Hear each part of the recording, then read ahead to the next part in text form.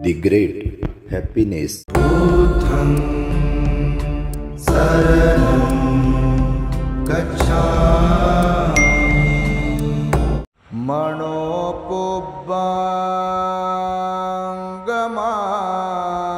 धम्मा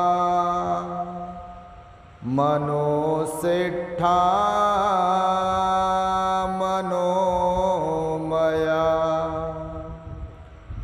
मनसाचे पदुठेन भासति वा करोति वा ततो न दुःखमन्वेति चक्रं वहतो पदं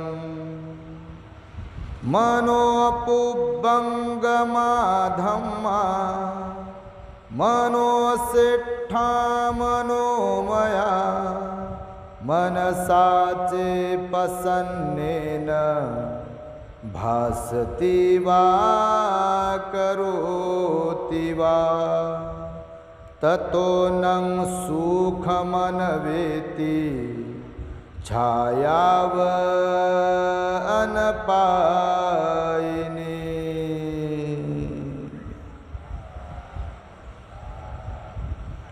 संपूर्ण विश्वाला ज्यांनी सुख शांती मानवता तथा दुःख मुक्तीचा आर्य संदेश दिला असे ते दुःख मुक्तीचे मार्गदाता दुःखमुक्त महामानव महान कारुणिक तथागत भगवान सम्यक संबुद्ध तथागतांनी आपल्या शुद्ध प्रज्ञेतून निर्मिलेला सद्धम्म आणि त्याच सद्धम्माचा गेली 2500 वर्षांपासून सातत्याने अहोरात्र प्रचार आणि प्रसार करणारा पूजनीय भिक्खू संघ या महान आणि सर्वश्रेष्ठ अशा त्रिरत्नांना प्रथमतः त्रिवार अभिवादन करतो।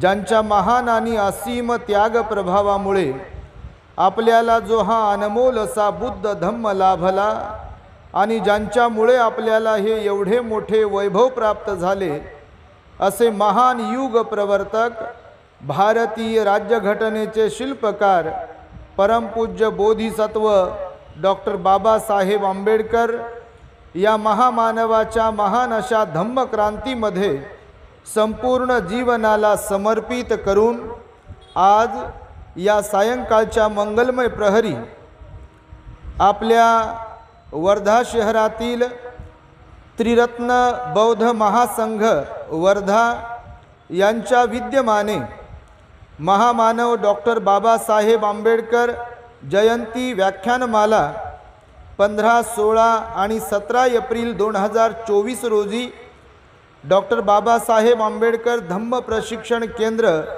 त्रिरत्न चौक विक्रमशिला नगर रोड वर्धा या ठिकाणी हा महत्त्वपूर्ण सुंदर असा कार्यक्रम आयोजित केलेला आहे। तेव्हा या कार्यक्रमासाठी माझ्या समवेत धम्ममंचावर उपस्थित असलेले सन्माननीय अध्यक्ष महोदय आणि त्रिरत्न बौद्ध महासंघ वर्धा ह्यांच्याशी संबंधित सर्वच सन्माननीय पदाधिकारी धम्मचारी आणि दूरदूरवरून संपूर्ण वर्धा शहरातून धम्मदेसना श्रवण करण्यासाठी उपस्थित असलेले आपण सर्व श्रद्धावान उपासक उपासिका बालक तथा बालिकांनो, तद्वतच दी ग्रेट हॅपीनेस या आपल्या यूट्यूब चॅनलचे सर्वच दर्शक सर्वप्रथम तुम्हा सर्वांच्या प्रती मंगल मैत्री सद्भावना व्यक्त करतो आणि आपणा सर्वांच्या दुःखमुक्तीकरिता 2600 वर्षांपूर्वी तथागत भगवान बुद्धांद्वारा सांगितलेल्या धम्मोपदेशास प्रारंभ करतो।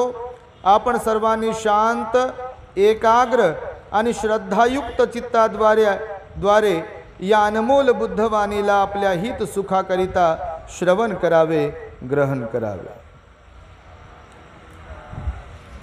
आपल्या या वर्धा शहरामध्ये त्रिरत्न बौद्ध महासंघाच्या वतीने आम्हाला इथे निमंत्रित केलाय। आता सांगितल्यानुसार धम्मचारी अनोम मित्र यांनी आमच्याशी संपर्क साधला बऱ्याच दिवसांपूर्वी, मला वाटतं 3-4 महिने झाले असतील, आणि तेव्हा त्यांनी आग्रह केला की भंतेजी आपल्याला वर्धेला यायचं आहे आणि आमच्या त्रिरत्न बौद्ध महासंघाच्या वतीने व्याख्यानमाला आयोजित केल्या जाते। त्या व्याख्यानमालेमध्ये एक व्याख्याता म्हणून, एक धम्मदेशनाकार म्हणून तुम्ही येणार आहात। तेव्हा मी त्यांना, आता त्यांनी सांगितल्यानुसार म्हणालो की अजून खूप मोठा अवधी बाकी आहे, एवढ्या लवकर म्हणजे कशासाठी? तर त्यांनी सांगितलं की तुमचं शेड्यूल बिझी असते आणि म्हणून डेट बुक करून ठेवा। तर तेव्हाच डेट बुक करून ठेवली, इथे आलो। यापूर्वीही सुद्धा मला वाटतं जोरांडे साहेबांनी आम्हाला तिकडे बोलावलं होतं, तिथेही धम्मदेशना झाली आणि आज इथे धम्मदेशना होत असताना आपल्याला पाहून मला मनस्वी आनंद होतो आहे। एवढ्या मोठ्या गर्दीने आपण इथे उपस्थित आहात आणि सूत्रसंचालन करताना आता मी अध्यक्ष महोदयाशी पण बोललो आणि त्यांचा पण बोलता बोलता म्हणालो की या ठिकाणी भारतीय बौद्ध महासभेचे पदाधिकारी, त्रिरत्न बौद्ध महासंघाचे पदाधिकारी, भिक्खू संघाचा सभासद म्हणून मी आहे आणि मला वाटतं बामसेपचे पण सन्माननीय पदाधिकारी आहेत आणि समाजातल्या विविध संघटनांशी संबंधित असलेले, ज्यांचा मोटो एकच आहे, उद्देश एकच आहे, तो म्हणजे बोधिसत्व महामानव डॉक्टर बाबासाहेब आंबेडकरांना अभिप्रेत आदर्श बौद्ध समाज निर्माण करण्याचं कार्य करणे। आणि त्यासाठी म्हणून आपल्या या संघटनेने एवढ्या सगळ्या संघटनांच्या पदाधिकाऱ्यांना एकत्र आणलंय। तेव्हा सर्वप्रथम या सर्वच सन्माननीय पदाधिकाऱ्यांचं आपण टाळ्यांच्या गजरांमध्ये स्वागत करावं। धम्मचारी अनुम मित्र यांच्यासाठी प्लस टाळ्यांच्या गजरात स्वागत करावं। त्यांनी आम्हाला निमंत्रण दिलंय। इथे सर्व तुम्ही काही परिचित नाहात, फक्त 2-4 लोक परिचित आहेत। आमचे तायडे साहेब आहेत, रामटेके साहेब आहेत, थूल साहेब आहेत आणि कांबळे परिवार वगैरे तुम्ही थोडेसे परिचित आहात। बाकी सर्व व्हॉट्सॲपवरती आणि यूट्यूबवरती परिचित आहेत, म्हणून सर्वांच्या प्रति मंगल मैत्री व्यक्त करतो। बऱ्याच लोकांचे फोन कॉल आले, भंतेजी वर्धेला येतात तर 5 मिनिटे फक्त आमच्या घरी या।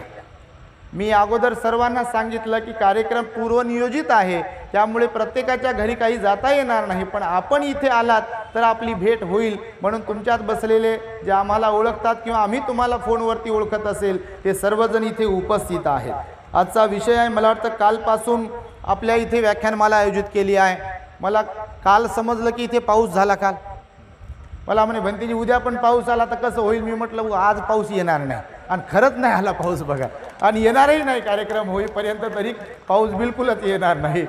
आणि त्यामुळे मी येताना पण पाहिलं की प्रत्येक ठिकाणी पावसाचं वातावरण होतं, म्हणजे पाणी तुंबलेलं आहे प्रत्येक ठिकाणी। काल निश्चितच संयोजकांना त्रास झाला असावा, परंतु कोणतंही चांगलं काम करताना त्रासच होतो।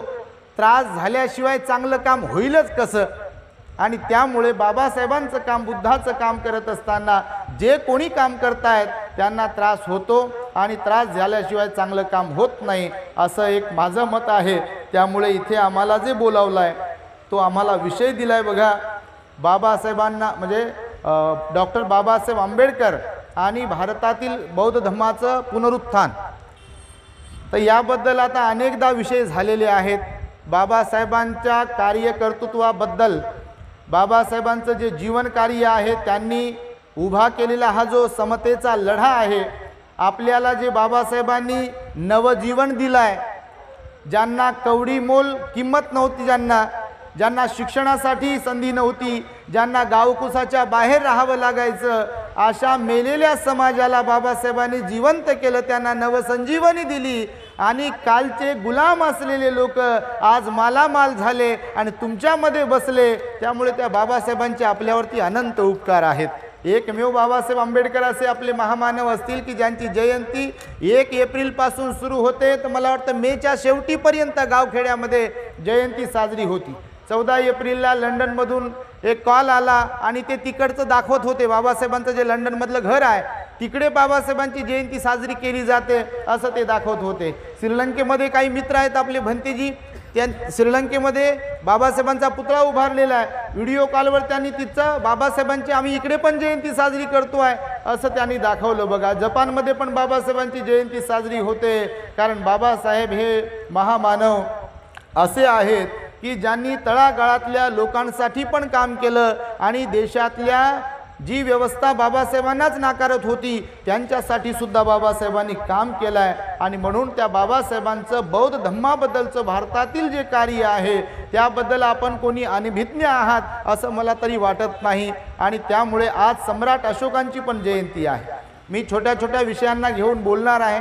मला वाटतं तुम्ही बहुतेक जण आपल्या दी ग्रेट हॅपीनेसवरती प्रवचन ऐकत असाल आणि म्हणूनच आम्हाला इथे बोलावलं आहे। बरेच लोक अनुमित्र सर बऱ्याच लोकांनी मला फोनवर आणि प्रत्यक्ष भेटून जेव्हा आपलं पत्रक पाहिलं तर भंतेजी तुम्हाला कसं बोलवलं म्हणजे खरंच सांगतो आपण डिरेक्टली बोलत असतो कधी कधी पण तुम्हाला बोलवलं कसं मी म्हटलं मला काय माहिती कसं बोलवलं तिथे तर बोलवलं त्यांना इच्छा निर्माण झाली असेल बोलवलं आम्हाला तर याच्याबद्दल तुम्हालाही माहिती आहे। इथे बसलेले तुम्ही आहात मी टाळ्या याच्यासाठीच वाजवायला सांगितल्या की उद्देश एकच आहे यांचा आपला तुमचा कोणता की बाबासाहेबांना अभिप्रेत असलेला आदर्श बौद्ध समाज निर्माण झाला पाहिजे। तो सामाजिक क्षेत्रात काम करणारा धार्मिक क्षेत्रात काम करणारा राजकीय सांस्कृतिक कुठल्याही क्षेत्रात काम करणारी आपण सगळे बाबासाहेबांचे लेकर आहोत। मग ते भिक्खू असतील भिक्खुणी असतील उपासक असतील की उपासिका फक्त क्षेत्र वेगवेगळं आहे संघटना वेगवेगळे आहे उद्देश मात्र एकच आहे।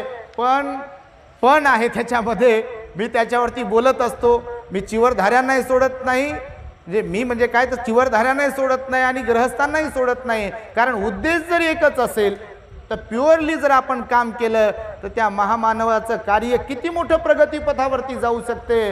पण छोट्या मोठ्या गोष्टींमुळे लोक अडकून पडलेले असतात म्हणून बऱ्याच ठिकाणी जेव्हा महाराष्ट्रामध्ये आणि बाहेर फिरतो तेव्हा समजा भिक्खू संघाचा कार्यक्रम असेल तर बाकीच्या संघटनेचे लोक तिथे यायला विचार करतात यांचा कार्यक्रम असेल तर बाकीच्या संघटनेवाले विचार करतात बौद्ध महासभेचा कार्यक्रम असेल तर बाकीच्या संघटनेचा विचार करतात।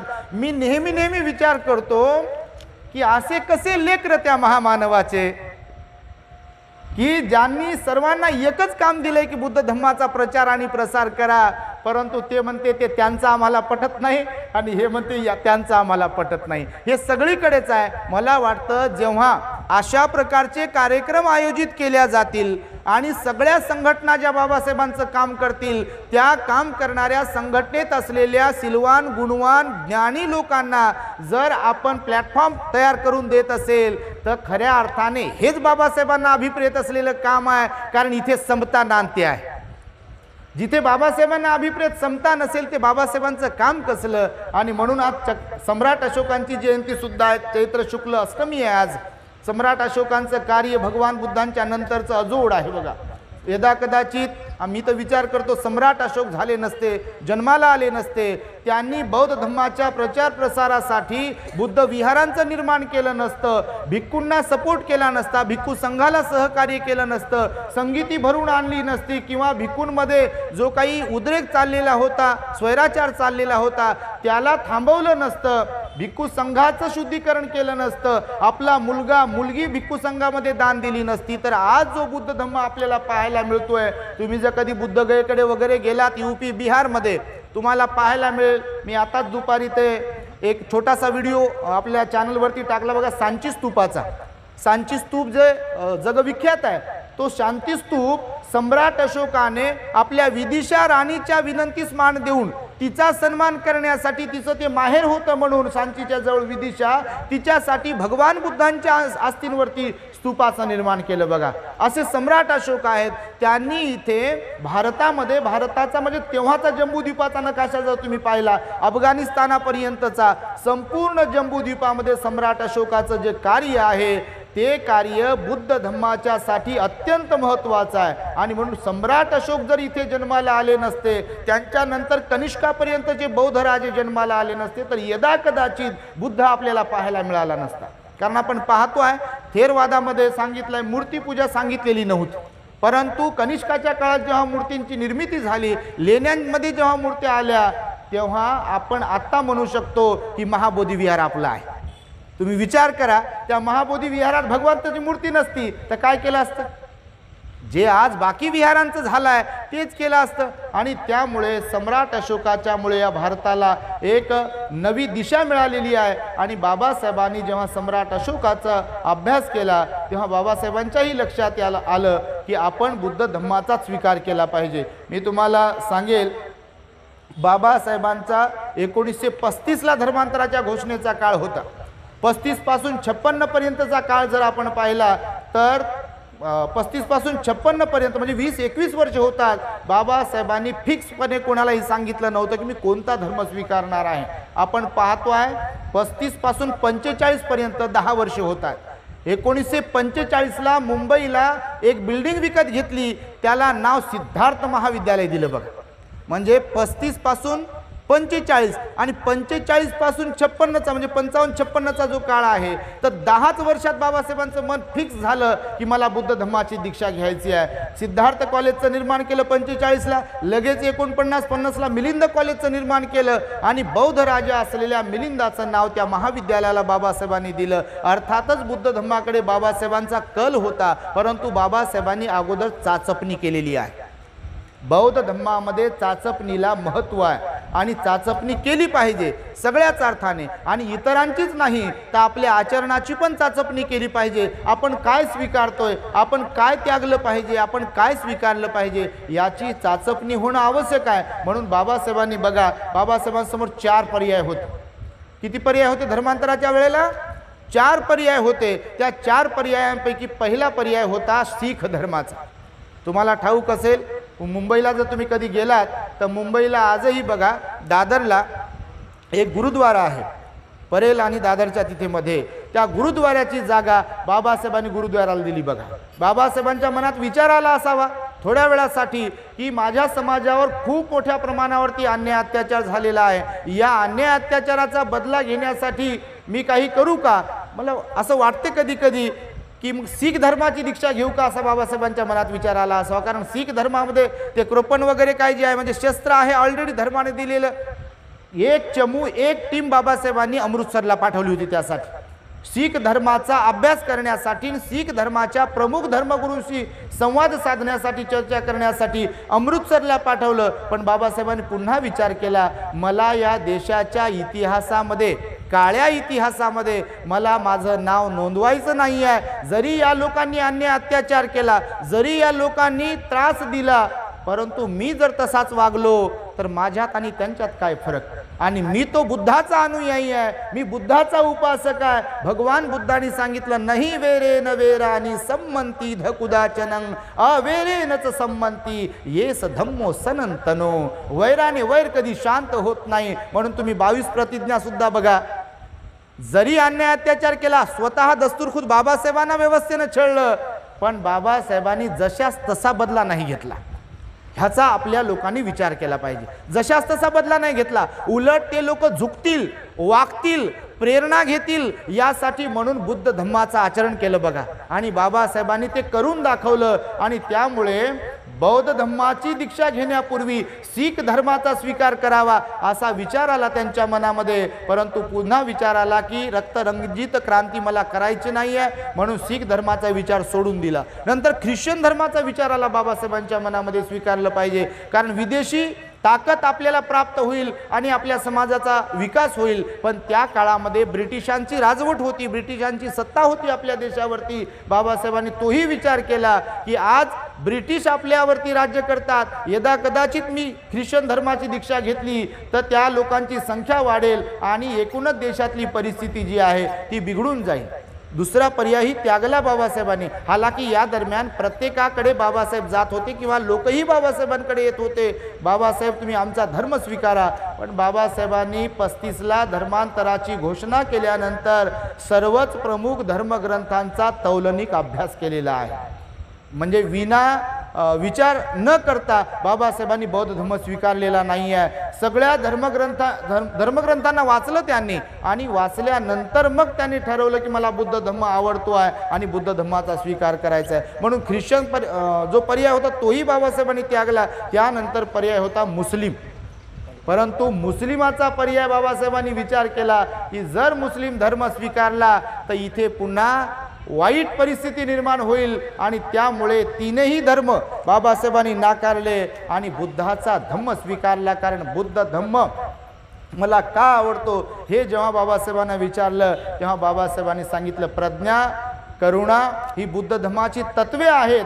आणि त्यामुळे मला बुद्ध धम्म आवडतो. बुद्ध धम्मामध्ये समता आहे, स्वातंत्र्य आहे, प्रत्येकाला बंधुभाव आहे आणि न्यायाला मुभा आहे. भगवंताच्या काळामध्ये जे चातुर्वर्ण्य व्यवस्था होती, ब्राह्मण, क्षत्रिय, वैश्य आणि शूद्र या चारही वर्णांतील लोक जेव्हा भगवंताला शरण येत होते, कोणी भिक्खू बनत होते, कोणी उपासक बनत होते.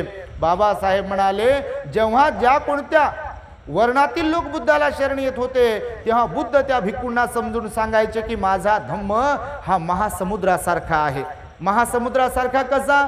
तर महासमुद्राला जेव्हा कधी ज्या कोणत्या दिशेच्या नद्या येतात त्या एकरूप होतात आणि आपलं अस्तित्व सोडून देतात आणि तिथे त्या समुद्राच्या बनतात, एकरूप बनतात. आणि त्यामुळे समुद्राचं पाणी हातात घेऊन कोणी म्हणू शकत नाही की हे कोणकोणत्या वेगवेगळ्या नदीचं आहे. बुद्धाचा धम्म तसाच आहे आणि म्हणून बाबासाहेबांनी तो स्वीकारलेला असल्या कारणाने आज आपण पाहतोय बुद्ध धम्मामध्ये आपल्याला समता सांगितली जाते. बुद्ध धम्मामध्ये बंधुभाव आहे सांगितल्या जातो, शिकविल्या जातो. भगवान बुद्धांनी त्या काळामध्ये सुनीत नावाच्या भंग्यासारख्या लोकांना, नावी समाजातल्या उपालीसारख्या तरुणांना आपल्या धम्मामध्ये सामावून घेतलेलं आहे.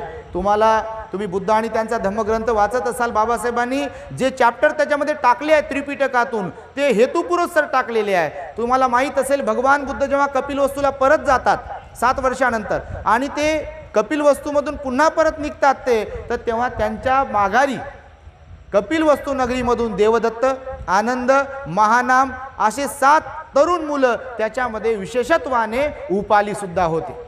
उपाली जोपर्यंत त्या आपल्या शाक्य तरुणांबरोबर जातात फार दूरपर्यंत आणि ते शाक्य तरुण त्या उपालीला सांगतात की हे आमच्या अलंकाराचं गाठोडं आहे, हे तुझ्याकडे ठेव आणि तू माघारी जा, आम्ही जातो भगवंताकडे. तो घेतो पण तो गाठोडं पुढे पुढे निघतो, पण त्याच्याही मनात विचार येतो की हे गाठोडं घेऊन जर मी शाक्य लोकांकडे गेलो तर ते माझ्यावरती आरोप करू शकतील, कारण ते अहंकारी आणि एकदम रागिष्ट आहेत आणि मला म्हणतील की तू काहीतरी घातपात केलाय. म्हणून तो विचार, हा एक विचार त्याच्या मनात आला. दुसऱ्या मनात विचार आला की भगवंताकडे असं काय असेल की जे या गाठोड्यापेक्षा मौल्यवान आहे. आणि जर राजकुमार, राज्य घराण्यातले मुलं सगळं काही सोडून भगवान बुद्धांकडे जात आहेत तर मी या गाठोड्याला घेऊन काय करू? मी कुठेतरी चुकतोय, मी विचार केला पाहिजे असा त्याच्या मनात विचार आला आणि त्याने ते गाठोडे एका झाडाला बांधून ठेवलं आणि तोही त्यांच्या मागे मागे गेला. भगवंताकडे गेल्यानंतर कोणती घटना घडते बघा तुम्ही. भगवंताचा धम्म कसा समतावादी आहे. भगवंताकडे गेल्यानंतर घटना घडते, भगवान जेव्हा दीक्षा देतात भिक्खूंची त्या सगळ्या तरुणांना, तेव्हा भगवान बुद्धाला ते शाक्य तरुण विचारतात. भगवान बुद्ध विचारतात शाक्य तरुणांना की अगोदर दीक्षा कुणाला द्यायचे. तेव्हा शाक्य तरुण सांगतात भगवान अगोदर उपालीला दीक्षा द्या. का? तर उपाली नावी आहे, उपाली सेवक आहे, उपाली गुलाम आहे, उपाली चाकरी करणार आहे. आतापर्यंत तो आमची सेवा करत होता, आतापर्यंत तो आम्हाला नमस्कार करत होता. जर त्याला तुम्ही आमच्या अगोदर दीक्षा दिली तर तो आमच्यापेक्षा ज्येष्ठ ठरेल आणि रोज आमच्यातला अहंकार गाळून पाडण्यासाठी तो आम्हाला निमित्त ठरेल, कारण त्याला आम्हाला वंदन करावं लागेल. आणि म्हणून भगवान बुद्धाने अगोदर उपालीची दीक्षा केली, नंतर शाक्य तरुणांची दीक्षा केलेली आहे.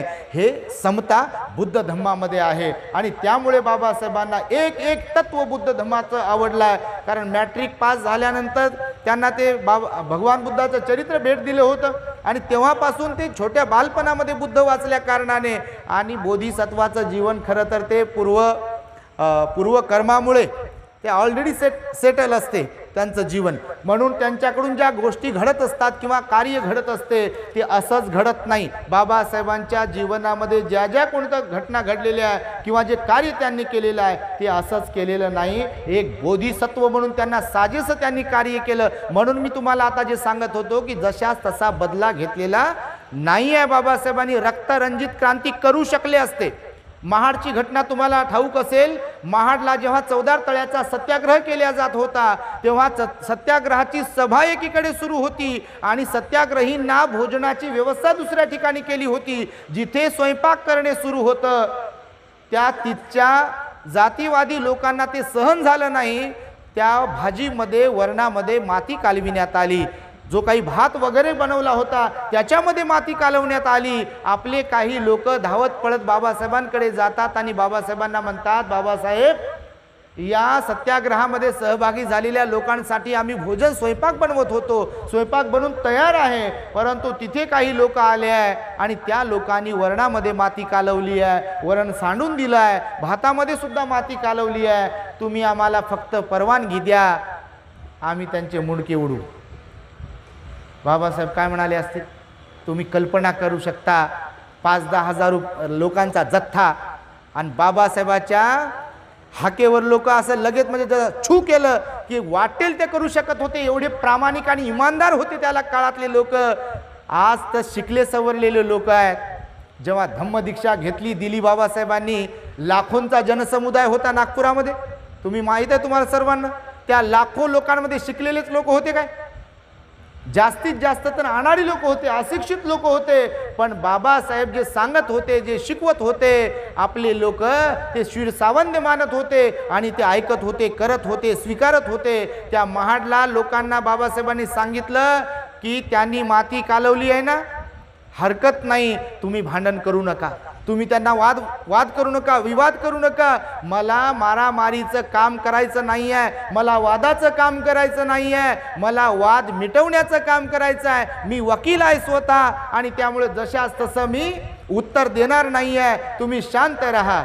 आणि बाबासाहेबांनी त्या लोकांना आपल्या शांत केलं, लोकांना जशास तसं उत्तर दिलं नाही, महाडचं तळं खुलं केलं. हे असे बाबासाहेब आपले होते बघा. मला यासाठी मी हे सांगतोय, बडोद्याचा पण प्रसंग तुम्हाला माहिती आहे. ह्या सगळ्या गोष्टी होत असताना बाबासाहेबांच्या मनात द्वेष असता, बाबासाहेबांच्या मनामध्ये जर क्रोध असता, म्हणजे क्रोध म्हणजे काय, द्वेष असता, तर बाबासाहेबांनी बदला घेतला असता. पण बाबासाहेबांनी तसा बदला घेतला नाही, कारण बाबासाहेब बुद्धाचे अनुयायी होते, उपासक होते. त्यांनी या देशामध्ये भगवान बुद्धांना अभिप्रेत असलेली लोकशाही घटना दत्त अधिकार प्राप्त करून दिले. आणि म्हणून देशालाच, आपल्याला तर दीक्षा दिलीच दिली, पण आपल्याला दीक्षा देण्याच्या अगोदर बाबासाहेबांनी या देशाला बुद्ध धम्माची दीक्षा दिली.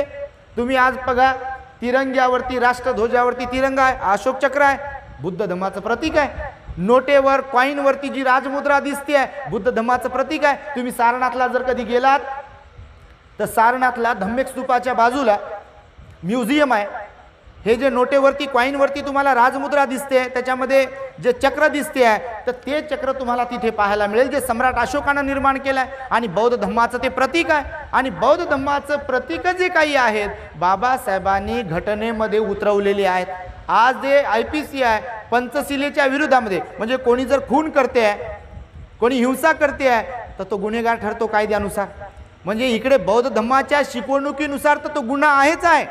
सब्ब अपराधं खम तुम्ही भन्ते म्हणतो ना आपण, म्हणतात ओकास बंदामी भन्ते द्वारत येन कत्तं सब्बं अपराधं खम तुम्ही भन्ते. जो कोणता अपराध घडला त्याबद्दल मला क्षमा करा. आणि अपराध म्हणजे काय, तर हिंसा करण्याचा अपराध आहे, नाही का, चोरी करण्याचा अपराध आहे, व्यभिचार करण्याचा अपराध आहे, खोटं बोलण्याचा अपराध आहे, दारू गांजा बीडी तंबाखू पिण्याचा अपराध आहे. ह्या सगळ्या शीलाचा भंग करण्याचा जो अपराध आहे, तो अपराध जर कायद्यानुसार केला तर त्याच्यामध्ये शिक्षा आहे. म्हणजे बाबासाहेबांनी पंचशील सुद्धा कायद्यामध्ये घातलेला आहे, म्हणजे घटनेमध्ये घातलेला आहे. बुद्धाच्या संदर्भामधील भरपूर घटना ज्या सम्राट अशोकाने स्वीकारल्या, त्या सगळ्या गोष्टी बाबासाहेबांनी स्वीकारल्या, आपल्या घटनेमध्ये टाकल्या. आणि म्हणून एकंदरीत मी तर म्हणतो, कागदोपत्री दीक्षा ही या देशालाच बाबासाहेबांनी दिली बुद्ध धम्माची, आणि नंतर आपल्याला दिली आहे. आणि त्यामुळे आपल्याला दीक्षा देत असताना त्यांनी, बाबासाहेबांनी हेतू पुरस्सर बुद्धाचा धम्म दिला. आणि बुद्धाचा धम्म दिला असल्या कारणाने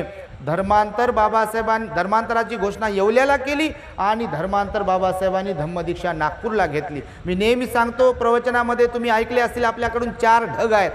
त्या 4 ढगातल्या 4थ्या ढगासारखे बाबासाहेब आहेत, गरजणारे पण आणि बरसणारे पण.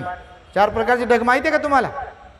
बाबासाहेब 4थ्या ढगासारखे होते. आपली माणसं जे स्वतःला आंबेडकरवादी म्हणून घेतात, म्हणजे कोणाला वैयक्तिक बोलत नाही, बापा तुम्ही तर लय चांगले, तुमच्यासारखं तर कोणी नाही आहे, पण काही लोक, तुम्ही नाही, तुम्हाला सोडून काही लोक आहेत बघा, 4 प्रकारच्या ढगासारखी खरंच लोक आहेत. काल जयंती पाहिली, तुम्ही पाहिली ना, आम्ही पाहिली. आता येताना विषय चालला होता आमचा, तायडे साहेबांना विचारलं, बा तुमच्या वर्धेत कशी झाली जयंती? ते म्हणे तुफान झाली म्हणे जयंती. तुफान होते जयंती सगळीकडे. 14 एप्रिल तुफान होते. आणि ती कशी तुफान होते तर तुम्हाला कसं मी सांगू. तुम्ही पाहायला गेला असाल किंवा तुम्ही त्याच्यात सहभागी कसे झाला होता तर माहीत नाही. सगळीकडेच तुफान. आणि आता तर 2024च्या निवडणुकीचं सावट होतं. पोरांना विचारलं डीजे कुठून आणला, पैसे कुठून आणले, तर काही काही पोरांनी सांगितलं म्हणते यानं दिले त्यानं दिले. म्हणजे निर्लज्जपणाचा कळस आहे. सांगतात पण विचारल्यावर बा त्यानं दिले, याला मागितले त्याला मागितले. तुमच्याकडे काय परिस्थिती आहे माहिती नाही, परंतु ही अत्यंत वाईट गोष्ट आहे. मी पुनश्च एकदा या आपल्या सगळ्या समितीसाठी टाळ्या वाजवायला सांगेल तुम्हाला. कारण ही व्याख्यानमाला जी आयोजित केली, खऱ्या अर्थाने बाबासाहेबांची वैचारिक क्रांती ही वैचारिक क्रांती आहे. नाचणं तर नाचण्यात तर जिंदग्यात चालल्यात ना हो. डीजे लावायचा आहे, नाचायचं आहे. सकाळी मी स्टेटसला एक ते ठेवलं बघा, तुम्ही पाहिलं असेल तर. बाबासाहेब आज विचारतात आपल्या पोरांना कुठं चालले परत, कारण ते 365 दिवसातून एकाच दिवशी येतात फक्त मीटिंगात. तेव्हा त्यांच्या चालतात 14 एप्रिलला. आणि 14 एप्रिल झाली की रात्रभर नाचते, 1-2 वाजते नाचायला, थकून जाते. मला तर वाटते अजूनही उठले असतील की नसतील काय माहीत, तुमच्या ते कमीच दिसू लागले तरुण तरुणी. तर बाबासाहेब विचारतात बा, म्हणजे एक ती कल्पना केलेली आहे त्या चित्रामध्ये की बा माझ्या सामाजिक परिवर्तनाच्या चळवळीचं काय. तर ते म्हणते पोरं बाबासाहेब पुढच्या वर्षी येतो म्हणते, आम्ही पुढच्या वर्षी जयंतीला येतो. तर खरीच अशी हकीकत आहे बघा. काही काही ठिकाणी फक्त जयंतीसाठी काही काही लोक आहेत बघा, जयंतीपुरतेच फक्त. जयंतीचा मोड, मोबाईलला कसा मोड असते, व्हायब्रेशन मोड असते, जनरल मोड, सायलेंट मोड, तसे जयंतीचा मोड. जयंती आल्यावर मग निळी पट्टी घालते, पंचरंगी पट्ट्या कुठून आणल्या काय माहिती घालायला गळ्यामध्ये, त्याचाही काही इतिहास भूगोल नागरिकशास्त्र माहिती नाही आहे पंचरंगी ध्वजाचा. ते गळ्यात घालते लोकांना म्हणते वा मी जय भीमवाला आहे. आणि जयंतीमध्ये कितीतरी ठिकाणी पाहिलं बघा, आम्ही पाहायला जातो कारण ऑब्झर्वेशन केलं पाहिजे समाजाचं. तर दारू पिऊन बाबासाहेबाच्या गाण्यावरती किंवा अश्लील गाण्यावरती लोक नाचतात बघा, तेव्हा फार वेदना होतात सगळ्या काम करणाऱ्यांना. तुम्ही पण काम करणारे आहात, तुम्ही पाहत असाल तर तुम्हाला वेदना होत असतील. आणि अशी गोष्ट झालेली आहे आता की कोणाला काही बोलू शकत नाही. पहिल्या काळात तरी पहिले तरुण मुलं, लहान मुलं मोठ्या माणसांना घाबरत होते. आता तर बापा माय बापालाच घाबरत नाही. माय बापाकडे डोळे वटारून पाहते. काही सांगा होतं फक्त बाळा तिकडे जाऊ नको, मला पुन्हा नाही म्हणायचं म्हणते. तुमचे लेकरं बापा लय चांगले, तुमचे नाही. पण कोणाकोणाचे लेकरं असतील असे तर मम्मीलाही बोलू देत नाही, पप्पालाही बोलू देत नाही, कोणाचंच ऐकत नाही. आता घरच्याच ऐकत नसेल तर दुसऱ्यांचं काय ऐकतील लेकरं. आणि त्यामुळे बघा बाबासाहेबांचा हा जो काही जयंतीचा प्रोग्राम होता तोही संपन्न झालेला आहे. आणि मी तुम्हाला हे सांगेल की 4 ढगासारखे लोक आहेत समाजामध्ये. पहिला एक ढग असतो, छोट्या छोट्या चुटकुलं सांगतो मी. पहिला एक ढग असतो बघा, ढग येतात आणि जातात. आता तर दिसतच नाही, चंद्रच दिसते बापा, ढग तर गायबच झालेले आहे, रात्री बरसले तुमच्याकडे. पहिला ढग असतो. आपले लोक कसे आहे बघा, सगळेच 4 ढगासारखेच आहे. भगवंतानं अंगुत्तर निकायामध्ये 1 काय, 2 काय, 3 काय, 4 काय हे सांगितलं आहे. तुम्ही जर वाचन करत असाल, आताच आमची चर्चा झाली बघा, त्याच्यामध्ये 4 प्रकारचे आंबे सांगितलेले आहेत. तर 4 प्रकारचे आंबे कसे, 4 प्रकारचे भिक्खू सांगितले आहे, 4 प्रकारचे उपासक सांगितले आहे, वेगवेगळ्या प्रकारचे 2, 3, 4 असं भगवंताने सांगितलंय. त्यामध्ये ढग सुद्धा 4 प्रकारचे सांगितले. ते यासाठी की त्या 4 प्रकारच्या ढगासारखी माणसं असतात.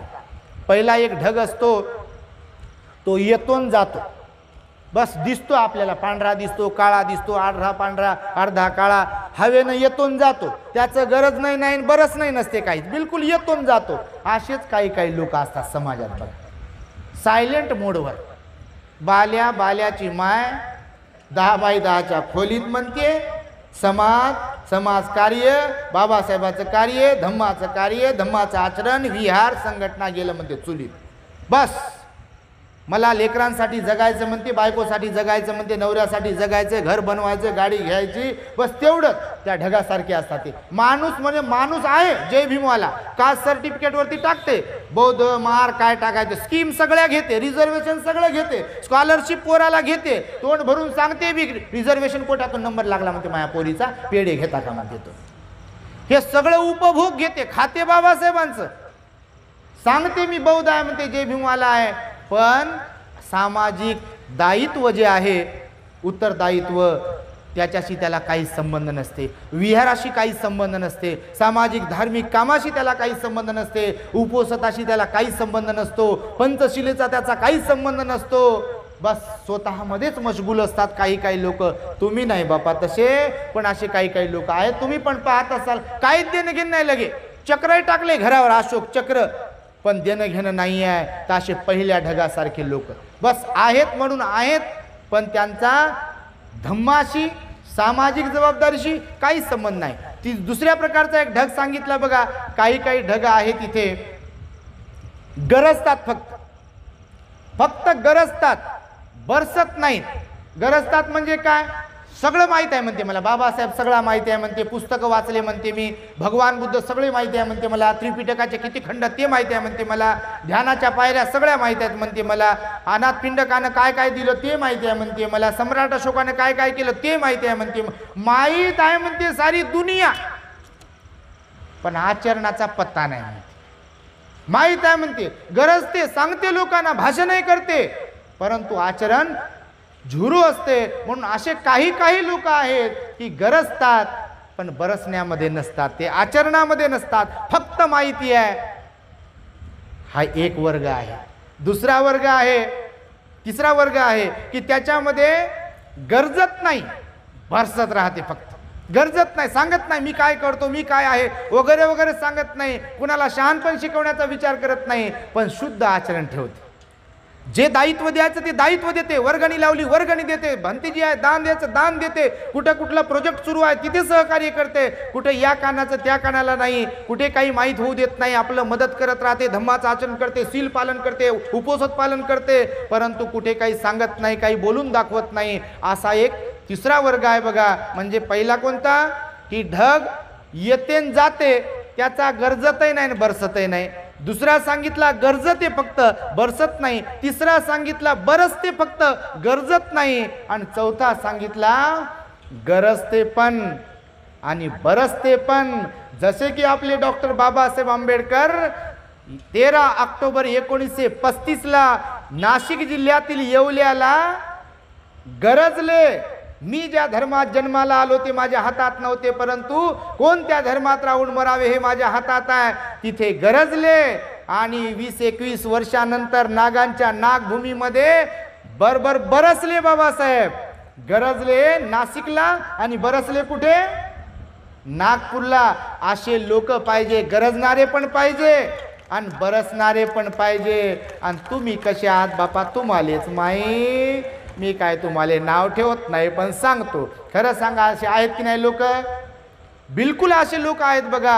आणि त्यामुळे काही काही लोक सायलेंट मोडवरती असतात. बाबासाहेब म्हणाले मला जेवढं आयुष्य मिळेल तेवढं आयुष्य मी बुद्ध धम्माच्या प्रचारासाठी खर्च करेल. हे आपल्या बापाचं वक्तव्य आहे, हे आपल्या बापाचं सांगणं आहे. बाबासाहेब जर म्हणतात की मला उर्वरित आयुष्य धम्मासाठी जगायचं आहे, धम्माच्या प्रचार प्रसारासाठी जगायचं आहे, मी काही योजलेलं आहे म्हणतात बाबासाहेब. भारतीय बौद्ध महासभेची निर्मिती केली बाबासाहेबांनी आपल्या धार्मिक काम करण्यासाठी. बौद्धजन पंचायत समितीची निर्मिती केली बाबासाहेबांनी बौद्ध धम्माचं काम करण्यासाठी. राजकीय काम करण्यासाठी RPIची निर्मिती केली बाबासाहेबांनी. त्यानंतर आपण पाहतोय सामाजिक धार्मिक शैक्षणिक काम करण्यासाठी बाबासाहेबांनी PS निर्माण केली. पण आज आपण पाहतोय, मी नेहमी सांगतो, एक ना धड भाराभर चिंध्या आहेत बघा. तुम्ही नाही बापा, पण काही काही लोक असेच आहेत बघा. बिलकुल असं बोलाचाच भात आणि बोलाचीच कढी आहे, कशातच नसतात, आचरणात नाहीत. आणि त्यामुळे बाबासाहेब म्हणाले की उगम रीतीने तरुणांनी काहीतरी संकल्प केले पाहिजे, त्यांनी पोटचा पाईक बनू नये म्हणाले बाबासाहेब. आणि आज तरुणांकडे आपण पाहतो, बहुतेक तरुण आपले पोटचा पाईक बनलेले आहे. राजकारणात केवळ याच्यासाठी जायचं आहे की माझं पोट कसं भरेल, मला कसं पद मिळेल. पद आणि स्वार्थ हा जो काही आहे हा भयंकर आहे. भगवंताने सांगितलं, मी नेहमी सांगतो, आपल्या समाजाला जर कोणती कीड लागली असेल तर ती कीड म्हणजे आहे स्वार्थ आणि अहंकाराची. बुद्ध धम्म सगळ्यांना माहिती आहे, प्रचार प्रसार केला पाहिजे, परंतु स्वार्थ आणि अहंकार जर आला तर मोठी गफलत होते. म्हणून भगवंताने सांगितलं, ज्ञानाचा अहंकार असणं बरं नाही. लक्षपूर्वक आहे का? भगवंताचं वचन आहे हे सांगितलेलं सारांश रूपाने की ज्ञानाचा अहंकार असणं बरं नाही. मग तो भिक्खू असो की गृहस्थ उपासक असो किंवा कोणीही असो, ज्ञानाचा अहंकार असणं बरं नाही. श्रेष्ठ तो आहे ज्याला अहंकाराचं ज्ञान आहे. श्रेष्ठ कोण? ज्याला अहंकाराचं ज्ञान आहे, ज्ञानी असावा माणूस, बिलकुल बुद्ध धम्माचा अभ्यास असायला पाहिजे, बौद्ध धम्माचा अभ्यास असायलाच पाहिजे, बाबासाहेबांचा अभ्यास असायला पाहिजे, मग तो भिक्खू असो की उपासक असो, परंतु मी ज्ञानी आहे याचा जर मला अहंकार असेल तर मी झिरो आहे. मला माणसाशी माणुसकीनं वागता आलं पाहिजे. मीच मोठा आणि माझ्यासारखं कोणीच नाही, मी आमका टमका ढमका, मी या पदावरती आहे किंवा मला हे समजते, असा अहंकार कोणामध्ये जर असेल तर त्याच्या एवढं अज्ञानी दुसरं कोणी नाही आहे म्हणतात भगवान बुद्ध. पटिशेन नावाच्या भिक्खूची कथा तुम्ही ऐकली असेल. पटिशेन ज्ञानी नव्हते, पण पटिशेनाला जे हिनवत होते भगवंताने त्यांना हिनवलेलं आहे की ज्ञानी पटिशेन आहे, जरी त्याला गाथा येत नाही पण त्याच्यासारखा संयमशील भिक्खू दुसरा नाही आहे इथे, भगवान बुद्ध म्हणाले. आणि म्हणून आपल्याला धम्माचं आचरण असलं पाहिजे, अहंकार नसायला पाहिजे. हे सुद्धा बाबासाहेबांनी प्रत्यक्ष दाखवून दिलं. तुम्हाला माहीत असेल नसेल, बाबासाहेबांनी बौद्ध धम्माची दीक्षा घेतल्या कारणाने, बौद्ध धम्माचं काम केलं असल्या कारणाने इथे बौद्ध धम्माला एक काय म्हणू आपण ऊर्जित अवस्था प्राप्त झालेली आहे. यदा कदाचित बाबासाहेबांनी बुद्ध धम्म घेतला नसता तर आज महाबोधी विहारावर बघा दुसऱ्या लोकांचा ताबा आहे. तुम्ही लेण्यांवरती वगैरे कधी जात असाल, त्या लेण्यांवरती सुद्धा विद्रुपीकरण केलं जात आहे, अपमान केल्या जात आहे. आणि त्यामुळे बौद्ध धम्म बाबासाहेबांनी स्वीकारला नसता तर तो लयास गेला असता. बौद्ध धम्मासाठी बाबासाहेबांचं कार्य, मी तर म्हणतो भगवान बुद्धानंतर सम्राट अशोक, सम्राट अशोकानंतर बौद्ध धम्माचं कार्य जर सर्वोत्तम प्रकारे कोणी केलं असेल तर ते म्हणजे बोधिसत्व डॉक्टर बाबासाहेब आंबेडकरांनी केलेलं आहे. आणि त्यांनी आपल्याला हा बुद्धाचा धम्म दिला, आपण तो टिकवला पाहिजे, सांभाळला पाहिजे. बाबासाहेब म्हणाले, गळ्यात मडकं अडकून घेतल्यासारखं समजू नका. हे शब्द बाबासाहेबांचे मी नेहमी बोलून दाखवतो की उद्या इथल्या प्रस्थापित व्यवस्थेनं तुमच्याकडे बोट करून अशी म्हणण्याची पण वेळ येऊ देऊ नका की महाराणी बुद्ध धम्म बाटवला. काल मी एक व्हिडिओ पाहिला, तुमच्याच मला वाटतं वर्धा जिल्हा आहे की कुठला जिल्हा आहे तो तुमचा, नागपूर आहे का वर्धा जिल्हा, काहीतरी कोणतं काय स्थान आहे इकडे ते, हे पहा तुमच्यापर्यंत सगळंच येते, तुम्ही लई हुशार आहे. ते कोणीतरी चिवरधारी तिथे गेले, त्यांनी तिथे हात जोडले, असे वंदन केले. माहिती बघितलं तुम्ही, हे चांगलं आहे का मला सांगा. तुमच्याकडचे लोक आहे म्हणे बापा, अहो दुपारीच मेसेज पाहिला व्हॉट्सअपला, मी म्हणे भंत्री वर्धेला चालले तर एका विषयावर बोला म्हणे. तुम्हाला माहीत होतो विषय, आपण जास्त बोलत नाही त्याच्यावर, पण ते बोललं पाहिजे, सांगितलं पाहिजे ना. आधी इधर आधी उधर आहे म्हणे इकडं पण लोक. आता मला तर माहीत नाही काय बा, तिकडे जातात म्हणे काही काही लोक आणि इकडे येतात म्हणे काही काही. जसं सांगतो आपण भीमके लागते जिगर, अर्ध्यापेक्षा कमी इधर आणि अर्ध्यापेक्षा जास्त उधर जात असतील, ते कायची भीमके लागते जिगर आहे. बाबासाहेबांचे अनुयायी बनण्यासाठी पंचशीलधारी आपल्याला बनता आलं पाहिजे, उपोषधधारी आपल्याला बनता आलं पाहिजे. आणि त्यासाठी बघा बुद्ध धम्माचा आचरण करून आपल्याला प्रचार आणि प्रसार करता आला पाहिजे. नाही तर आपण आपल्या हाताने आपल्या पायावर दगड पाडून घेतोय. कारण आपल्या देशातली परिस्थिती आजची जर तुम्ही पाहिली तर अत्यंत भयानक आहे. आपण गाफील राहिलो, आपण झोपेचं सोंग घेतलं आणि आपण जर म्हटलं की हे माझं काम नाही आहे, हे त्रिरत्न बौद्ध महासंघवाल्यांचं काम आहे, हे भारतीय बौद्ध महासभावाल्यांचं काम आहे, हे भिक्खू संघाचं काम आहे, त्यांचंच कर्तव्य आणि ते करतील आणि पाहतील. मी तर म्हणतो आपल्या प्रत्येक माणसाने स्वतः आपलं कर्तव्य समजलं पाहिजे. बाबासाहेबांनी आपले 4 लेकरं जाऊ दिले आपल्यासाठी. आपले लेकरं, तुमचे लेकरं वन भटकू नये, ते औषध उपचार अभावी मरू नये, यासाठी बाबासाहेब राजरत्न गेल्यावर सुद्धा उभे राहिले, इंदू गेल्यावर सुद्धा उभे राहिले बाबासाहेब, रमेश गेल्यावरही उभे राहिले बाबासाहेब, गंगाधर गेल्यावरही उभे राहिले. आणि रमाईचा मृत्यू अगदी तारुण्यात झाला तरी उभे राहिले, डायबिटीज झाला तरी बाबासाहेबांनी काम सोडलं नाही.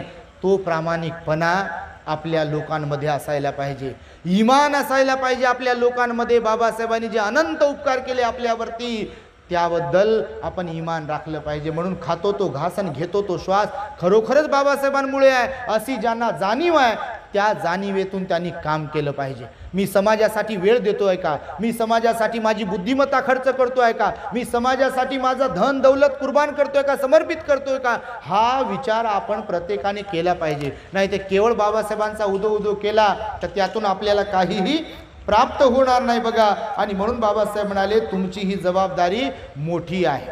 बौद्ध धम्माच्या दृष्टिकोनातून भारताची भूमी ही शून्यवत आहे. उगम रीतीने धम्माचं आचरण करून तुम्हाला बुद्धाच्या धम्माचा प्रचार आणि प्रसार करता आला पाहिजे. आणि हे जर तुम्हाला साधले तर तुम्ही भारतासह जगाला बुद्ध धम्माकडे झुकवू शकता. परंतु त्यासाठी तुम्हाला आचरणिक बनता आलं पाहिजे, हे बाबासाहेबांनी निक्षून सांगितलेलं आहे बघा. म्हणून बौद्ध धम्मासाठी बाबासाहेबांचं जे योगदान आहे ते अजोड आहे, ते कधी संपणार नाही. जोपर्यंत चंद्र सूर्य आहे तोपर्यंत बाबासाहेब संपणार नाही. आज आपण पाहतोय समाजामध्ये परिवर्तन होत आहे, होत नाही असं नाही आहे, मी नकारात्मक बोलतोय असा त्याचा भाग नाही, परंतु काम करणाऱ्या लोकांची मोठी जबाबदारी आहे. मग ते कोणत्याही संघटनेचे लोक असो, त्यांनी प्रामाणिकपणे काम केलं पाहिजे आणि स्वतःला सांभाळून पण काम केलं पाहिजे. नाही तर बऱ्याच ठिकाणी आम्ही जातो, वाईट नका मानून घेऊ,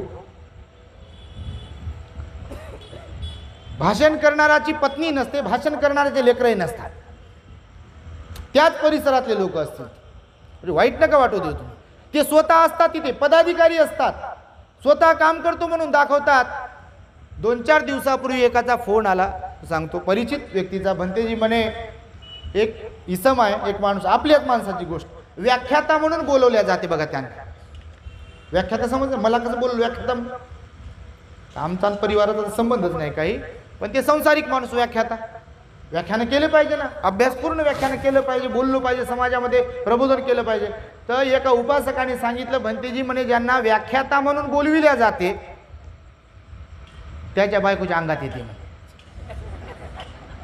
आणि तो प्रसिद्ध असलेल्या संघटनेचा पदाधिकारी आहे म्हणे, चांगला. आता नाव नाही घेऊ शकत त्या संघटनेचं. ही अशी परिस्थिती आहे पहा. हे किती वाईट आहे, हे भयंकर आहे. तुमच्या माहितीसाठी सांगतो, आपण वल्गना करायच्या की बाबासाहेबांना भारत बौद्धमय करायचा आहे, आणि आपल्याला सोडून, आपल्या परिवाराला सोडून, बायको लेकरांना सोडून पोरग दारू पिते हे सांगते पंचशीले भगवंतानं सांगितलं म्हणते बा, सुरा मेरय मज्जप माद ठाणा वेर म्हणे. पोरग दारू पिऊन रात्रीच्या 12ला घरी येते आणि बापाला शिव्या देते, मायला शिव्या देते. कोणाला शिकवता कुणाला? बऱ्याच लोकांना हा प्रश्न करतो, मी जर भारत बुद्धमय करायचा आहे आपल्याला, निश्चितच भारत बुद्धमय केला पाहिजे, तुमचं माझं प्रत्येकाचं कर्तव्य आहे. आपण जीव ओतून जीव तोडून काम केलं पाहिजे, पूर्ण वेळ काम केलं पाहिजे, ज्यांना जेवढा वेळ देता येईल तेवढा वेळ काम केलं पाहिजे. परंतु मला म्हणायचं आहे, बुद्धाचा धम्म इतरांना सांगण्यासाठीच आहे का? बाबासाहेब इतरांना सांगण्यासाठीच आहेत का? बौद्धमय भारत जर बनवायचा आहे तर त्याची सुरुवात आपल्या घरापासून केली पाहिजे. आपण आपल्या घरापासून सुरुवात केली तर आजूबाजूचे लोक बदलतील, नगरातले लोक बदलतील, गावातले लोक बदलतील, बाहेरचे लोक बदलतील, नातेवाईक बदलतील. पण जर आपणच बदललो नाही तर हे बोलणं फार सोपं आहे. माझं तुमचं कोणाची गोष्ट करतो, बोलणं फार सोपं आहे. रात्रभर माझ्या समोर जाता एखादा ग्रंथ ठेवला आणि तुम्हाला म्हटलं बसा, तर सांगतो मी, 1 चॅप्टर संपलंय, 2रं चॅप्टर संपलंय, 3रं चॅप्टर संपलाय.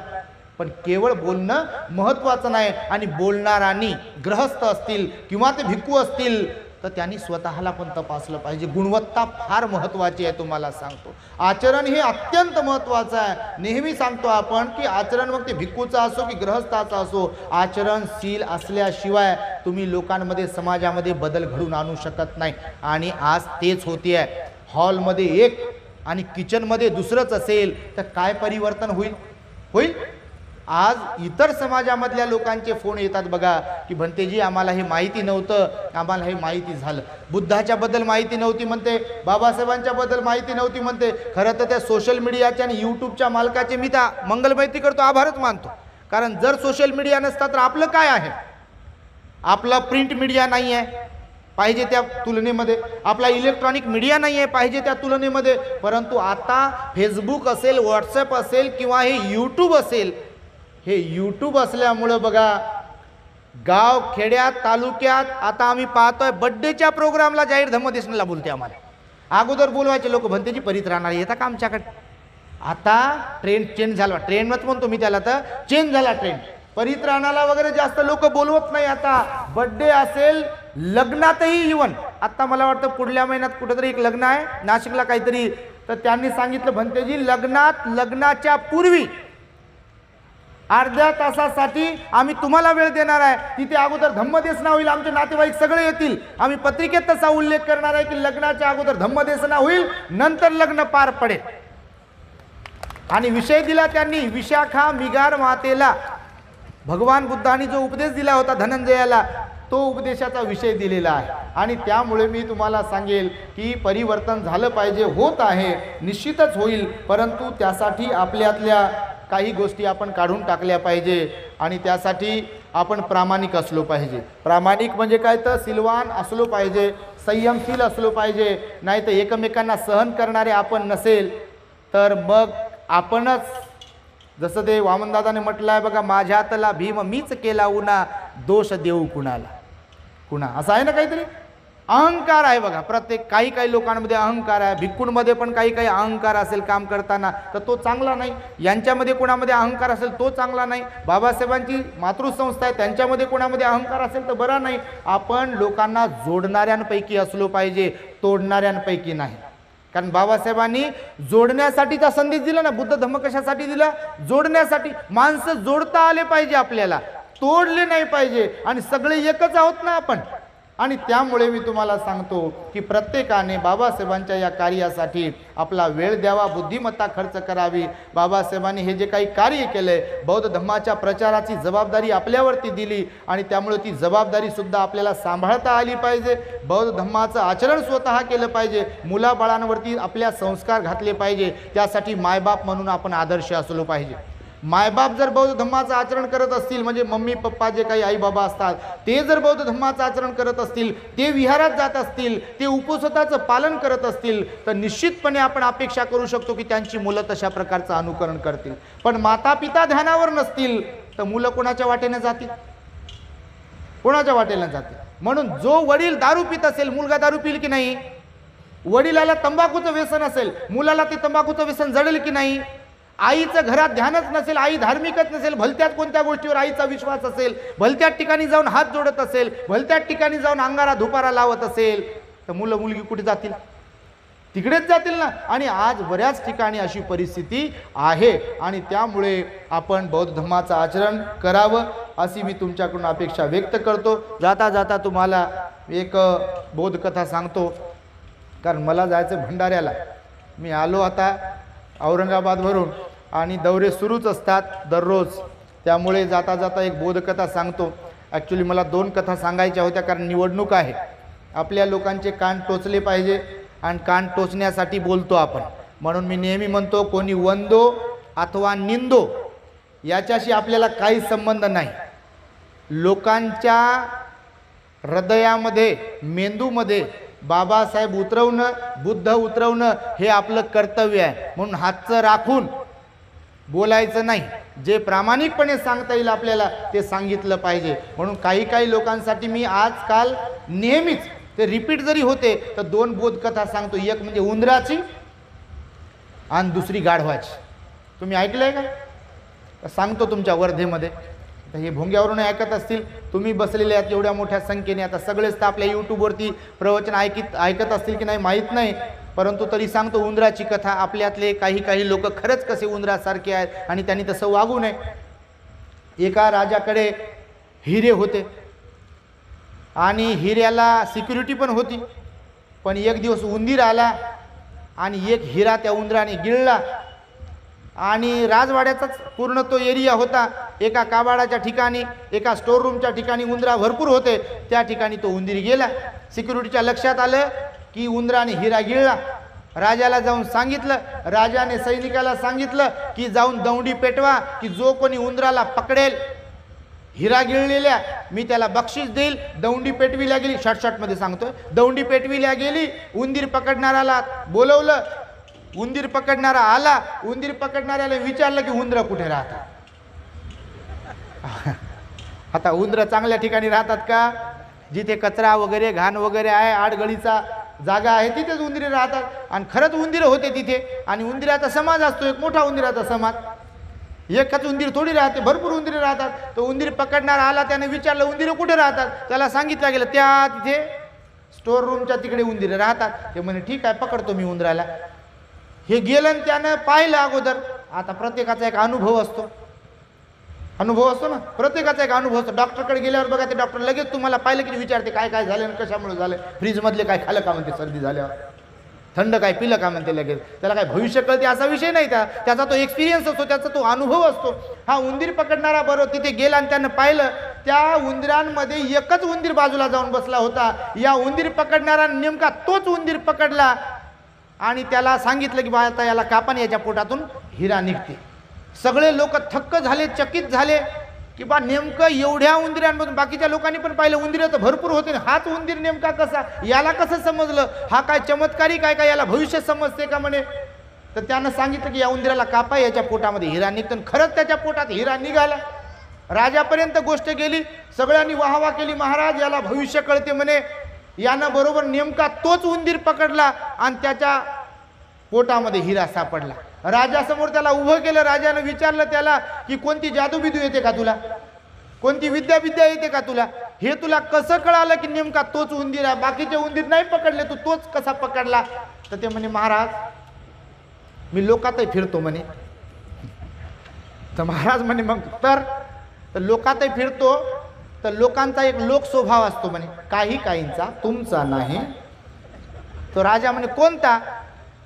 तर लय कंगाल असलेले लोक, ज्याला कुत्र्याची किंमत नव्हती, कुत्र्याला होती पण माणसाला किंमत नव्हती, जे कवडीमोल जीवन जगत होते, बिलकुल जोहार वाढ माय काय म्हणत होते ते, पाणी वाढ ग माय, जोहार वाढ काय, भाकर वाढ काय काय, एस्कार वाढ वगैरे म्हणत होते त्या काळातले लोक. तर ज्यांची जिंदगीच अशी भीक मागून मागून गेली आणि त्यांना सहज मिळाले, आणि सहज मिळालं ना फुकटाचं की त्याची किंमत राहत नाही. आपल्याला बाबासाहेबांना सहज दिलं, बुद्धाचा धम्म, श्रीमंती सहज दिली, स्कीम दिले, स्कॉलरशिप दिली, रिझर्वेशन दिलं, तर म्हणून काही लोकांना त्याची किंमत नाही. तर त्या उंदराच्या बद्दल विचारलं राजानं की कसं काय पकडलं. तर ते म्हणे महाराज मी माणसांवरून अनुमान काढलं, माणसांच्या स्वभावावरून. तर राजा म्हणे कसं काय. तर महाराज काही लोक असतात म्हणे झटकीपट श्रीमंत झाले की ते एकार राहतात म्हणजे.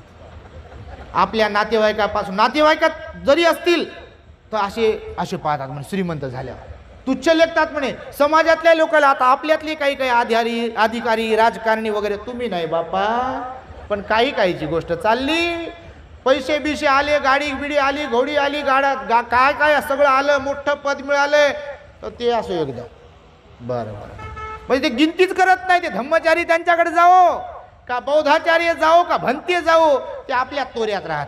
बरं किती द्यायचे म्हणते तुम्हाला पैसे, तर म्हणजे पैशात तोलते ते. मग म्हणजे ज्ञान नाही, बिलकुल ज्ञान नाहीच काही. तर उंदरासारखे काही लोक आहेत बघा, असे वेगवेगळे राहतात. तुम्ही नाही तसे, पण आपल्या समाजात कमी नाहीत असे. खरं की खोटं. खरंच आहे बापा. तुम्ही मान हलवली नाही हलवली, तुम्ही हो म्हटले काय नाही म्हटले काय, बिलकुल हे सत्य आहे. अनुभवतो लहानपणापासून. एक कारच बघा, जे विहारात येणारे ठराविक लोक आहेत, उपोषण पालन करणारे ठराविक लोक आहेत, धार्मिक जीवन जगणारे ठराविकच लोक आहेत, सामाजिक कार्यात येणारे ठराविकच लोक आहेत, बाबासाहेबांच्या काम करण्यासाठी वेळ देणारे ठराविकच लोक आहेत. आणि काही फक्त येऊ द्या आणि मलाच खाऊ द्या आणि माझंच पोट भरू द्या आणि माझेच खिसे भरू द्या आणि मीच बम फुगू द्या बेडकासारखा आणि जागेवरच फुटू द्या, पण मी वेळ देणार नाही, बुद्धिमत्ता देणार नाही, पैसे देणार नाही. असे काही लोक आहे बघा. असे लोक जे असतात, भलेही त्यांच्याकडे भौतिकदृष्ट्या भरपूर काय येईल, पण एक दिवस असा येतो त्यांना मग कुत्रही विचारत नाही, अशी वेळ त्यांच्यावर येते. तर ही एक बोधकथा आहे.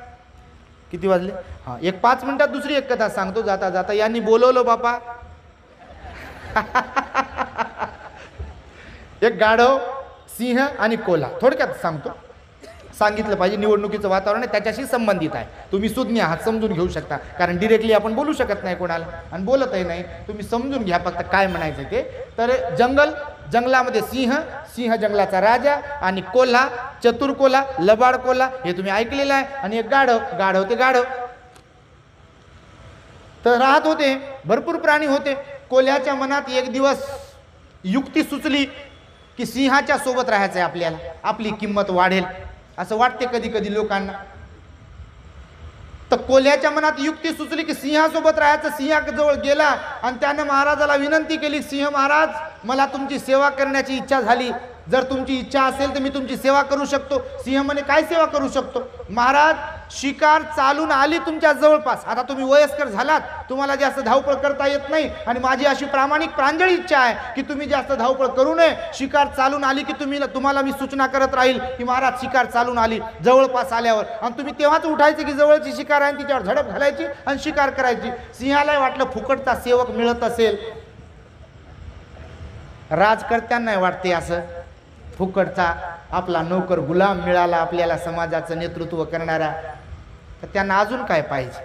ते त्याला जवळजवळ करतात, हे देऊ का ते देऊ का, हे देऊ का ते देऊ का, आणि याला ज्ञानाचा पत्ता नसते. हे सारा समाज जाऊनला बांधतात. तुमच्याकडे कोणी नसेल असं सांगतो. तर कोल्ह्यानं असं सुरू केलं. रोज एक दिवस असं झालं की कोल्ह्याचा चतुरपणा, लबाडी सगळ्या प्राण्यांच्या लक्षात आली, म्हणून त्या कोल्ह्याजवळ कोणी येत नव्हतं. पण बऱ्याच दिवसानंतर गाढव त्याच्या जवळ आलं. गाढव होतं आणि कोल्ह्यानं वार्तालाप सुरू केला त्याला. गाढव दादा, तुम्ही फार चांगले दिसता, सुंदर दिसता, तुमच्यासारखं कोणी नाही, तुम्ही फार प्रामाणिक दिसता, तुम्ही फार संयमशील दिसता, तुम्ही फार ज्ञानी आहात वगैरे वगैरे. गाढव फुगलं. आपल्या लोकाला फुगवल्या जाते, तुम्हाला नाही बापा. ते गाढव फुगलं आणि कोल्हा हळूच म्हणे, मग तुम्हाला एक गुड न्यूज द्यायची म्हणे. बोधकथाच आहे, तेवढ्या त्या बोधकथेनुसारच घ्या, नाही तर म्हणाल बाबा भंतेजी म्हणतात गाढव बोलला, कोल्हा बोलला. तर मग गाढव म्हणे काय? कोल्हा म्हणे गुड न्यूज द्यायची. गाढव म्हणे काय? तर कोल्ह्यानं सांगितलं, गाढव दादा बोला, राजाने तुमची आठवण केली. गाढव म्हणे राजाने माझी आठवण केली? म्हणे हो. ते म्हणे कसं काय?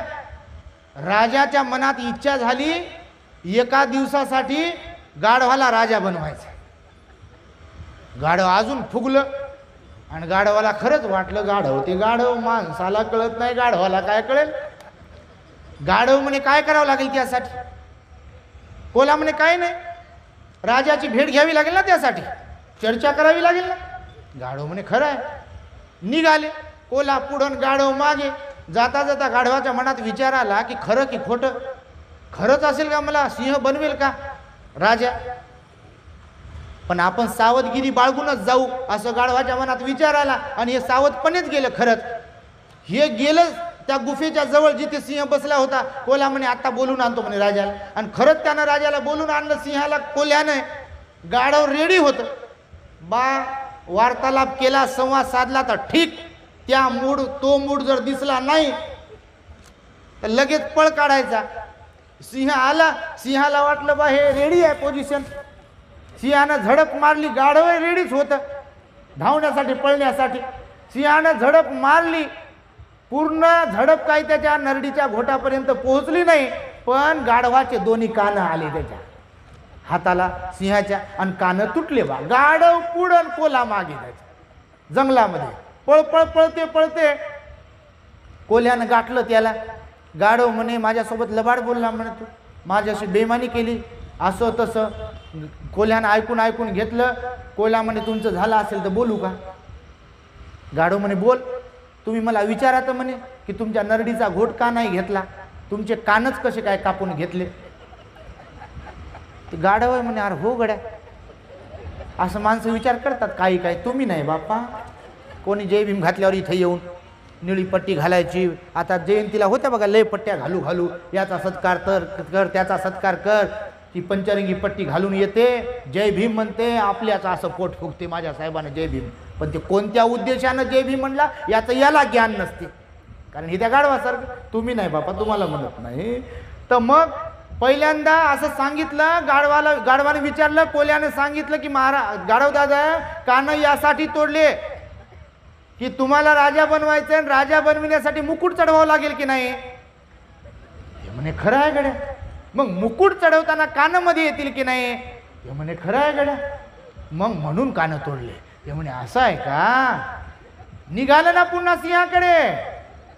लोभ काय असतो, स्वार्थ काय असतो ते याच्यातून कळेल. गेले परत. गेला गाढव. पुन्हा गाढवाच्या मनात विचार आला, बाबा काय सांगावं, पुन्हा झडप मारली, नरडीचा घोट घेतला तर आपण सावध राहिलेलं बरं.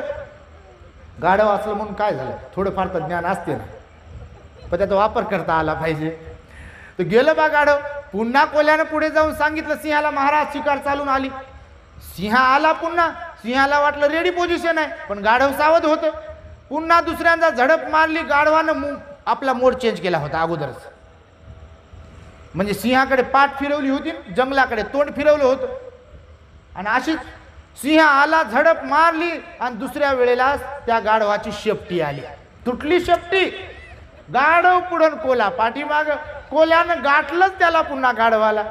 जंगलामध्ये जाऊन गाढव म्हणे आता तुझ्यावर कधीच विश्वास ठेवू शकत नाही, असं तसं काय काय काय काय.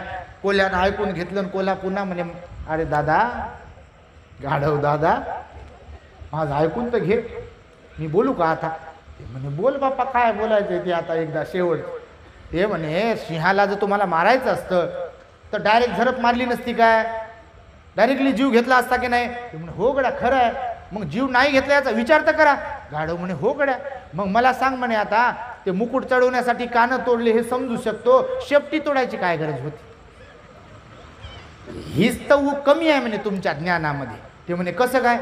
आता राजा बनल्यावर तुम्हाला सिंहासनावर बसावं लागेल की नाही? गाढवाची टूप पेटली. ते म्हणे हो गड्या.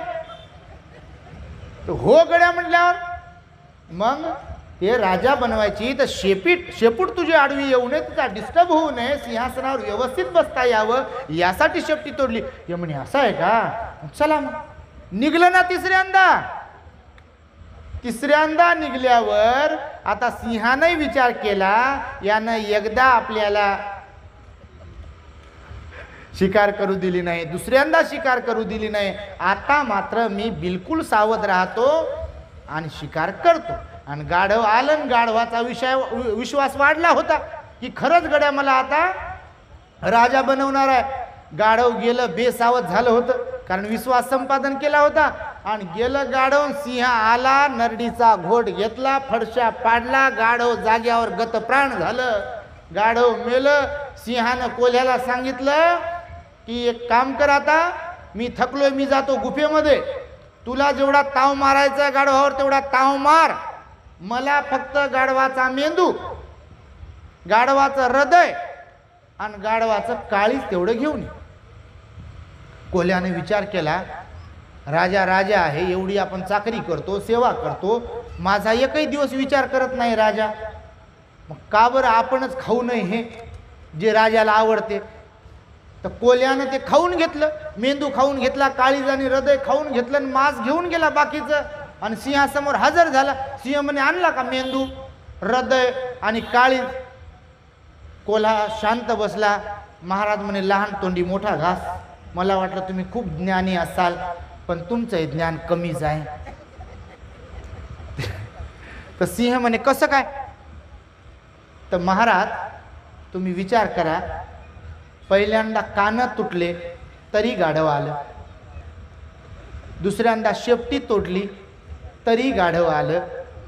जे गाढव पहिल्यांदा कान तुटले तरी येऊ शकते तुमच्या जवळ, शेपटी तुटली तरी येऊ शकते, त्या गाढवाला मेंदू, हृदय, काळीज असेल काय बरं? सिंह मुकात झाला, विचारातच पडला. खरंच गड्या, एकदा दोनदा झाल्यावरही तीच चूक करेल तर ते गाढवाला खरंच मेंदू असेल का? आणि मग असे असतील कोणी? असेल का मेंदू? ही पंचवार्षिक गेली, दुसरी पंचवार्षिक आली, अजून काय काय आलं, याच्यात धोका खालाय, त्याच्यात धोका खालाय. 67-68 वर्ष झाले. कोणकोणत्या ठिकाणी कसे कसे धोके खाले, सामाजिक, धार्मिक, राजकीय कार्यात, हे जर कळत नसेल तर त्यांना कोणता शब्द लागू होतो हे मला कळत नाही. आणि हे मुद्दा म्हणून मी तर तुम्हाला सांगतोय. म्हणून अजूनही वेळ गेलेली नाही आहे. आपण सावध राहावं, सजग राहावं, सतर्क राहावं. बाबासाहेबांनी जो अनमोल बुद्ध धम्म आपल्याला दिलेला आहे त्या बुद्ध धम्माचं स्वतः आचरण करून त्या बुद्ध धम्माचं वितरण आपल्याला करता आलं पाहिजे। त्यासाठी बाबासाहेबांचं काम करताना आपल्याला वेळ, बुद्धिमत्ता आणि पैसा खर्च करता आला पाहिजे। असे प्रबोधनाचे कार्यक्रम लावले पाहिजे, सिलवान गुणवान लोकांना बोलवलं पाहिजे, त्यांचे परिसंवाद व्याख्यान आयोजित केले पाहिजे आणि सर्वसामान्यांपर्यंत जाऊन आपण परिवर्तन घडवलं पाहिजे। आणि ते तुम्ही त्रिरत्न बौद्ध महासंघाच्या वतीने या माध्यमातून घडवत आहात। तेव्हा पुनश्च एकदा सरते शेवटी मी तुमच्याबद्दल विशेष मंगलमैत्री व्यक्त करतो आणि आपल्या सर्वांच्या प्रती सुद्धा मंगलमैत्री व्यक्त करून वेळेच्या अभावी माझ्या शब्दांना मी इथे पूर्णविराम देतो।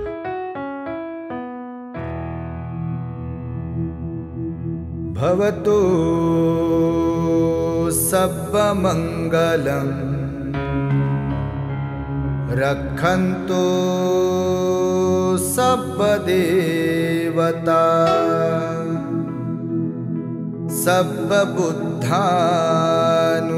सर्वबुद्धानुभावेन सदा शुद्धि भवन्तु ते।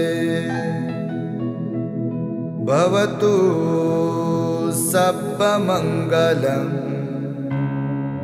रक्षन्तु सर्वदेवता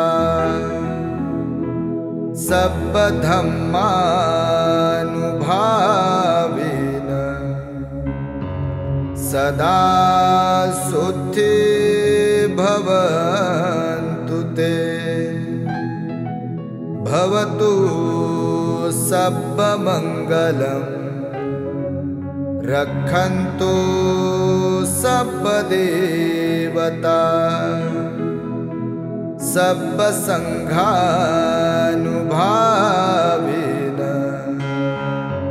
सदा शुद्धि भवन्तु ते।